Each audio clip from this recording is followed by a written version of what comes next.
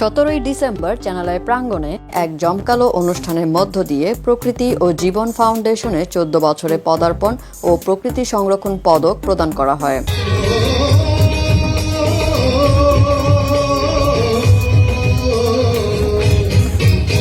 অনুষ্ঠানে প্রধান অতিথি হিসেবে উপস্থিত ছিলেন পরিবেশ, বন ও জলবায়ু পরিবর্তন মন্ত্রণালয়ের উপমন্ত্রী হাবিবুন নাহার এমপি। বিশেষ অতিথি হিসেবে উপস্থিত ছিলেন বন অধিদপ্তরের প্রধান বন সংরক্ষক মোহাম্মদ আমির হোসাইন চৌধুরী। বাংলাদেশের প্রকৃতি ও জীববৈচিত্র্য সংরক্ষণ এবং গবেষণায় দীর্ঘদিন ধরে নিরলসভাবে কাজ করছেন জাহাঙ্গীরনগর বিশ্ববিদ্যালয়ের প্রাণীবিদ্যা বিভাগের অধ্যাপক ডক্টর মোহাম্মদ মনিরুল হাসান খান। প্রকৃতি ও জীববৈচিত্র্য সংরক্ষণে অবদান রাখায় প্রকৃতি ও জীবন ফাউন্ডেশন এবং চ্যানেলাই প্রকৃতি সংরক্ষণ পদক ২০২১ পেয়েছেন তিনি।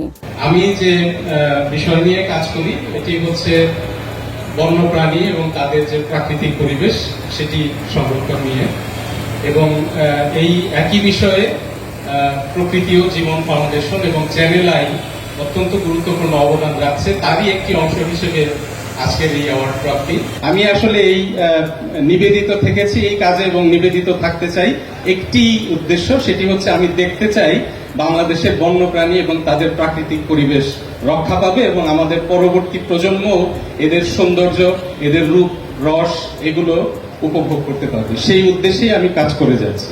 এই তো আমার ভিটের মাটি, এই তো আমার ফসল পাতি, এই তো আমার প্রিয় স্বদেশ, এই তো আমার বাংলাদেশ।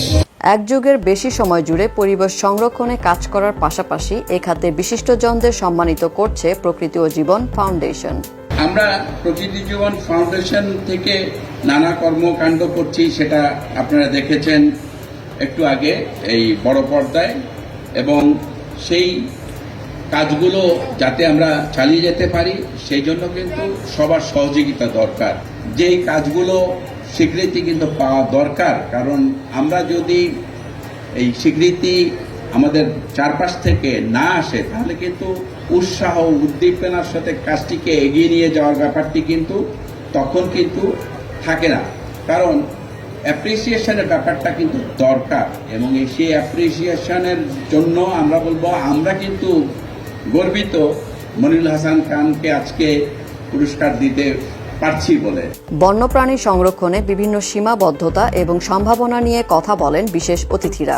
আমরা যদি বন্য প্রাণীকে ভালোবাসি, বিলুপ্তপ্রায় প্রাণী আজও যেগুলো বেঁচে আছে আমাদের দেশে সেগুলো আস্তে আস্তে আবার ফিরে আসবে, আবার তাদের বংশবৃদ্ধি হবে। এবং প্রকৃতি ও জীবন ফাউন্ডেশনের মূল যে উদ্দেশ্য প্রকৃতিকে সতেজ রাখা, আবার পূর্বাবস্থায় ফিরিয়ে নিয়ে যাওয়ার চেষ্টা করা, সেটা সফল হবে। আর সেটা একা আমাদের বাবু ভাই পারবেন তা না, তার সঙ্গে অনেকেই আছেন। এই সংখ্যা যত বৃদ্ধি পাবে প্রকৃতি এবং জীবন ফাউন্ডেশনকে ভালোবাসার মানুষের, ততই আমাদের দেশের প্রকৃতি সুরক্ষিত হবে। এবং সেই দিন আমি মনে হয় আমরা জীবদ্দশায় দেখি কি না দেখি জানি না, একদিন ফিরে আসবে বাংলাদেশের জীবনে। আমাদের সেই সচেতনতার কথাগুলোই প্রকৃতি জীবন গত 14 বছর আমাদেরকে বলে যাচ্ছে। খুব কঠিন কথা, কিন্তু হৃদয়ঙ্গম করতে একটু কষ্ট হয়। আমার মনে হয় প্রকৃতি ও জীবন ফাউন্ডেশন যেভাবে তাদের কাজ করে যাচ্ছেন, আমরা নিশ্চয়ই বুঝতে পারছি যে আমাদের প্রকৃতি ভালো রাখতে হলে, আমাদেরকে সুস্থ থাকতে হলে আমাদের কি কি করা উচিত।